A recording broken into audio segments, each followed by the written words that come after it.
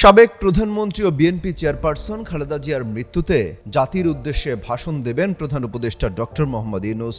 মঙ্গলবার দুপুর 12টায় জাতির উদ্দেশ্যে ভাষণ দেবেন প্রধান উপদেষ্টা। সেই ভাষণে আসতে পারে রাষ্ট্রীয় শোকের বার্তা। সাবেক প্রধানমন্ত্রী ও বিএনপি চেয়ারপারসন বেগম খালেদা জিয়া মঙ্গলবার ভোর 6টায় রাজধানীর এভারকেয়ার হাসপাতালে চিকিৎসাধীন অবস্থায় ইন্তেকাল করেছেন।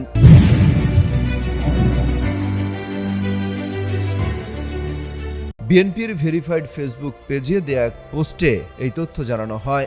বলা হয়, মৃত্যুকালে তার বয়স হয়েছিল ৮০ বছর। এ সময় হাসপাতালে তার বড় ছেলে ও বিএনপির ভারপ্রাপ্ত চেয়ারম্যান তারেক রহমান সহ পরিবারের আত্মীয় স্বজন উপস্থিত ছিলেন। চলতি বছরের ২৩ নভেম্বর রাতে শারীরিক অবস্থার অবনতি হলে খালেদা জিয়াকে এভারকেয়ার হাসপাতালে ভর্তি করা হয়। ২০২৪ সালের জুলাই আগস্টে গণ আন্দোলনের মুখে শেখ হাসিনা সরকারের পতনের পর রাষ্ট্রপতি মোহাম্মদ শাহাবুদ্দিন সাংবিধানিক ক্ষমতা বলে সাবেক প্রধানমন্ত্রী খালেদা জিয়ার দণ্ড মওকুফ করেন। সেই সময় তিনি এভারকেয়ার হাসপাতালে চিকিৎসাধীন ছিলেন। এরপর উন্নত চিকিৎসার জন্য গত ৮ জানুয়ারি তিনি লন্ডনে যান। ৪ মাস চিকিৎসা শেষে ৬ মে এয়ার অ্যাম্বুলেন্সে দেশে ফেরেন তিনি।